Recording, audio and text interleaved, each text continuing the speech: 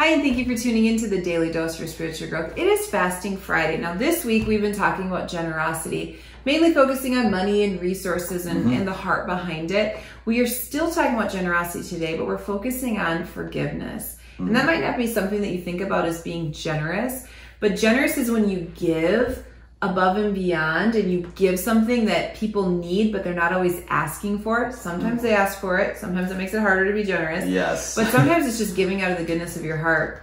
What if you thought about being generous with your forgiveness? Generosity doesn't mean that it's earned, that they deserve it, right? We don't give because the church earned our money. We give it out of gratitude for what God's done for us, right? We don't give of our resources because the person's going to be so thankful and be able to repay it. We give it sometimes because they need it, right? And when you think about that in the context of forgiveness, we don't forgive others because they earned it. We don't forgive others because they deserved it. Forgiveness is almost like possible because they don't deserve it, right? Yeah. But we give freely of forgiveness because God has forgiven us for so much. So much. Yeah. And that's what we're going to talk about today. Yep. Yeah, so Matthew chapter 18, and starting in verse 21, Peter goes to Jesus with this question in referring to forgiveness. Yeah. And he says, Lord, how many times shall I forgive my brother or sister who sins against me? Up to 7 times? And so Peter here, again, I love this because a real human. Yeah. And I love Peter. Real question. Real question. I mean, we get to experience the good, the bad, the ugly with Peter because we get to. He's very unpolished. Fresh, yeah. So love it here. And he's more than likely speaking out of personal experience. Oh, I'm sure. Yeah, right. It had to have been that he was going through something tough. Someone hurt him for the 10th time. Someone did something, took something, and he's like, I think he was going to Jesus, right? I'm just reading into it. This is my own personal interpretation. But he was probably looking for a scapegoat. Jesus, how many times do I have to forgive?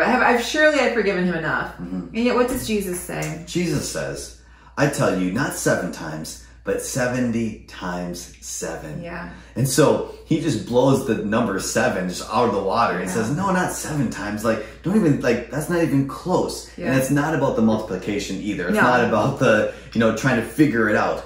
No, Jesus is referring to that you just continue to forgive. And I understand that can be difficult. Yeah. Forgiveness is not easy. No. It's not.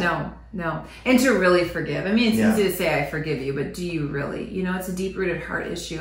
And then he goes into a parable. We're not going to read it today. I'm not even going to really paraphrase it. You can read it for yourself. The gist of it is, God has forgiven us for so much. Yeah. We have been forgiven of a debt that we could never repay, and that was the penalty for our sin, right? The penalty of our sin is death. And the only way that can be paid is through death. And it could be our own death, or Jesus gave his own life. He paid the penalty for our sin. Right. We couldn't do it on our own. We couldn't earn salvation, right? We were not a spotless, pure sacrifice. No. Only Jesus was. That's right. And yet when we choose not to forgive, the parable teaches us, we look ungrateful. We look like we don't get Jesus's forgiveness because we're not willing to forgive others. Now we understand that some of you might be thinking about something that's very superficial and something that's very temporal, and others of you might be thinking of a grievance that's very deep-rooted, a trauma, something, an abuse. We get that those seem broad, but Jesus says the same story for all circumstances. He's not saying that the pain and all those other ramifications of it aren't going to be broader or smaller depending on the circumstance, but forgiveness, the choice of forgiveness, the freedom to forgive is the same for all of us. That's right. And that we need to choose to be generous with our forgiveness. That's right. And that's what it is. It is a choice. And forgiveness is more about you and God than you and the other person.